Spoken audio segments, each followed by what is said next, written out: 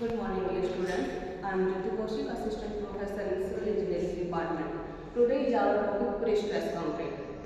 First one, we will take our question. A simply spotted pre-stress concrete beam of rectangular cross section 400 mm into 600 mm. ये हमारे पास beam का cross section दिया हुआ है 400 into 600 mm. Is located with a total UD load of 256. Load की value कितनी है? 256. ठीक है, न्यूटन में है तो एक प्रकार से क्या है हमारे पास यहाँ पर point load of span 6 metre. Value कितनी है? लेंथ कितनी है? 6 metre. Sketch the distribution of stress. First one at mid span and at section if the pre-stressing force is 90-20 kilonewton. This is the pre-stressing force 90-20 kilonewton. The tendon is concentric and eccentric located at 200 mm above the bottom fiber. तो हमारे पास यहाँ पर दो case बन रहे हैं. पहला केस है कि आपको वैल्यू फाइंड करनी है स्ट्रेस के एंड सेक्शन पर और मिड स्पैन पर, लेकिन केस नंबर 1 है कि कॉन्सेंट्रिक होना चाहिए. जो टेंडन है आप सेंटर में प्रोवाइड कर दो. सेकंड टाइप है कि जो टेंडन है आपने बॉटम फाइबर से 200 mm अबव प्रोवाइड किए, तो उसकी वजह से जो स्ट्रेस प्रोड्यूस होगी वो आपको फाइंड करनी है. सबसे पहले जब भी आप कोई क्वेश्चन सॉल्व करोगे हम नोट करेंगे सॉल्यूशन कि क्या क्या आपको गिवन है. गिवन में पहला है कि final stress eight extreme fibre पर कितनी होगी.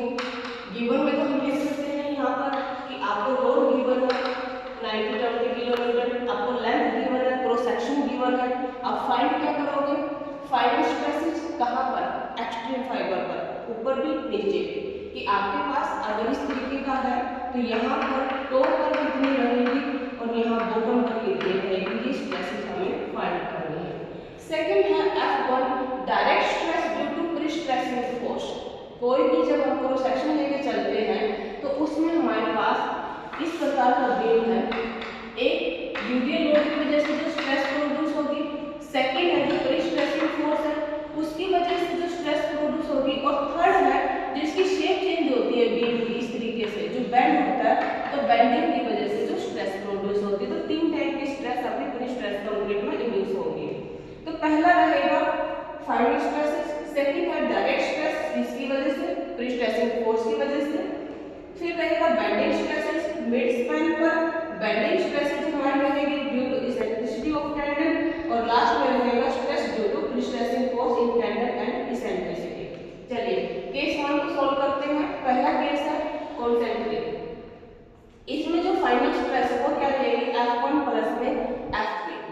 F1 क्या है हमारे पास जो मैंने अभी भी बताया direct stress due to prestressing force, और FB क्या है? Bending stress.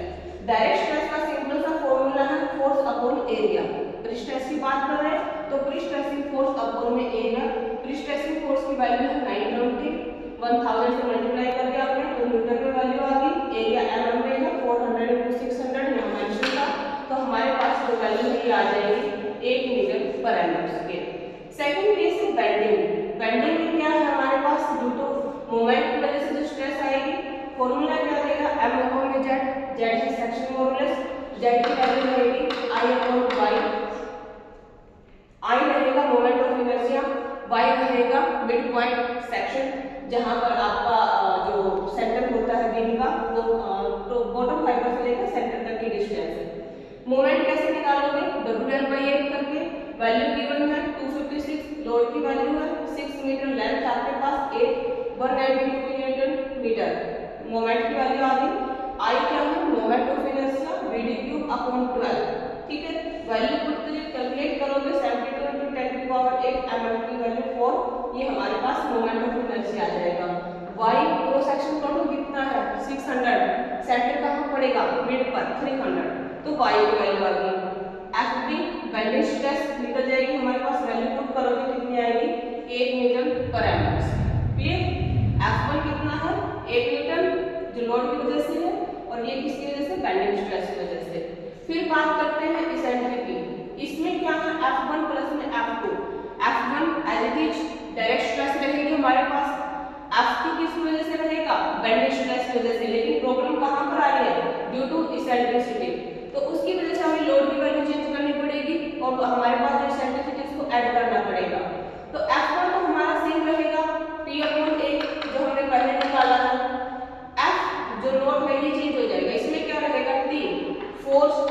इनटू में इसेंट्रिसिटी जितनी डिस्टेंस है multiply by upon I. Force की वैल्यू कितनी है सेम 970। इसेंट्रिसिटी कितना है बॉटम फाइबर से कितना ऊपर है 200, मिड कहाँ पर है 300, दोनों के बीच में गैप कितना हो गया 100 का। तो ये कितना आ जाएगा इसेंट्रिसिटी 100, y की वैल्यू 300 रहेगी। ये हमारे पास फिर आई अब वैल्यू पुट करेंगे तो कितनी आ जाएगी 8 Newton per annum square. Clear.